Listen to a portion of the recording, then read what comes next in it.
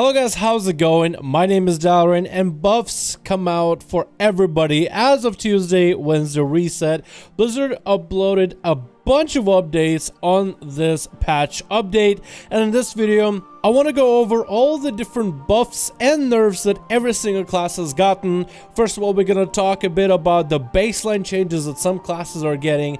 Then we'll talk about specific Azerite pieces that are getting a buff or a nerf and how it'll affect your gameplay, and a few PvP specific changes that Blizzard is making as of today's update.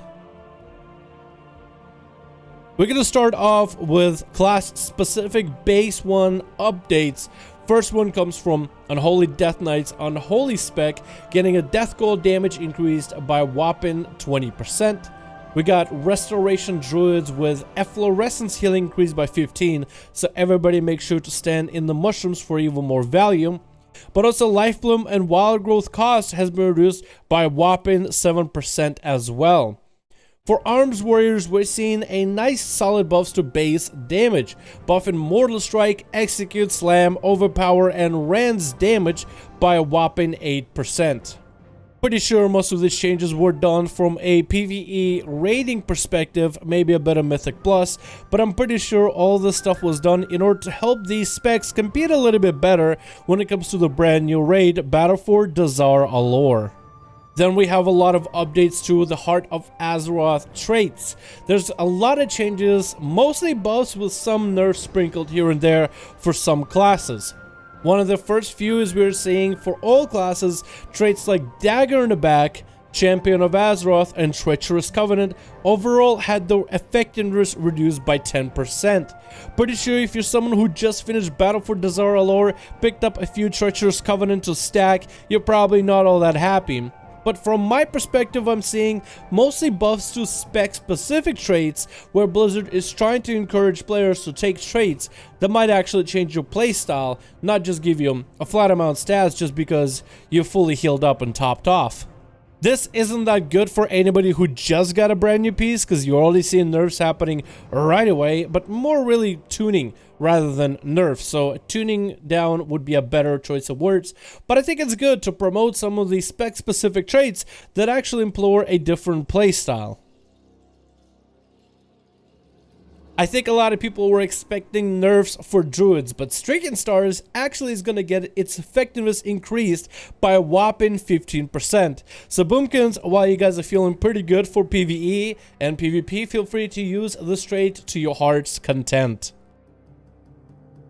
We saw some nerfs, but mostly buffs for hunters, starting with Unerring Vision and Blur of Talents, both getting nerfed by 33%, while traits like Rapid Reload is increased by a whopping 100, Feeding Frenzy increased by 30, Dance of Death Agility increased by 20, Serrated Jaws Kill Command increased by 40, and Focus Fire Damage increased by 15%. Mages are seeing one slight nerf with wildfire damage reduced by 30%. But for Arcane, on the other hand, Equipoise is increased by a whopping 200%, and Arcane pummeling damage increased by a whopping 50%. If you picked up Monk in patch 8.1 and are enjoying the brand new trait of Fury of Zuen, I got some bad news for you. Fury of Zuen chance to spawn Zuen reduced by 33% per stack. So seeing Zuen during your burst is gonna be a little bit less of an occurrence, but also it will take away a little bit of the ability for Windwalker monks to have insanely powerful burst openers. Paladins are also seeing a slight nerf to Light's Decree, as the damage of that trait is reduced by a whopping 30%. But they also fixed an issue apparently which caused Light's Decree to deal less damage than intended when combined by passives such as Divine Purpose or Fires of Justice. Not really sure if that's going to affect the gameplay that much, but that overall looks like a nerf. For Priest, Searing Dialogue effectiveness was reduced by 35%, which is going to put a dampener on the possible potential that Shadowpriest might have for AoE situations just utilizing Mind Seer. Not really a nerf that I felt like was necessary, but Blizzard surely did. Rogues also got hit with a bit of a nerf for subtlety. First Dance haste was reduced by 40%. Wow, that's a little bit big. But then again, that haste buff was really nice during bursts. You could stack a lot of other traits, and during your burst you will maintain pretty high haste. Replicating Shadows, on the other hand, damage was increased by 30. Not really sure it's gonna make it worth, but maybe it might make it more competitive, at least in more AoE-ish focused situations. Shamans, however, are a mixed bag, with mostly nerfs, I believe. Echo of the Elementals, damage reduced by 33%. Primer effectiveness reduced by 30%. Strength of Earth effectiveness reduced by 30%. Igneous Potential damage increased by whopping 150%.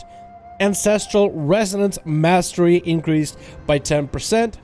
And Thunderun's Fury Totem spawn chance reduced to 8% was at a 10.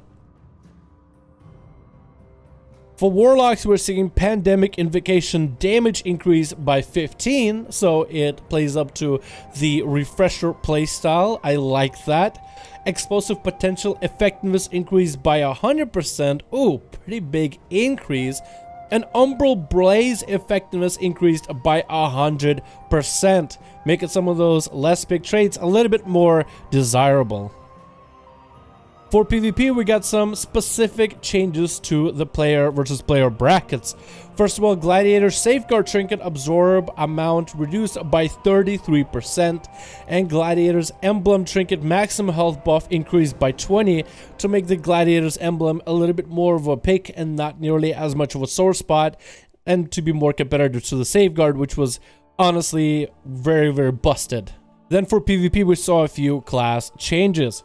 Restoration Druids, all healing increased by 10% when engaged against enemy players. Focus Growth PvP talent increases the healing of Life Bloom by 20%, was 15. Focused Overgrowth PvP talent reduces mana cost of Life Bloom by 20, was 15.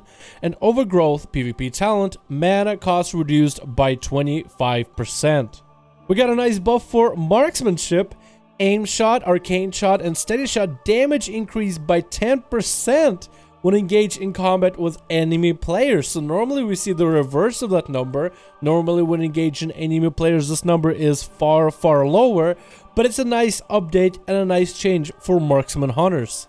Then we finally see a Destruction Warlock change. Grimoire of Supremacy increases Chaos Ball damage by 4% per soul shard spend.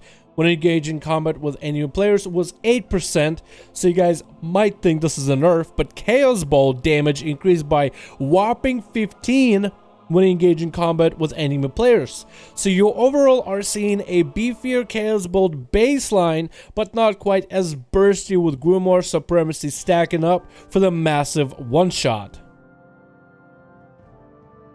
Overall, I would say these buffs are mostly positive. I really like the change with the traits that takes away those middle ground traits that are not spec specific to be too strong.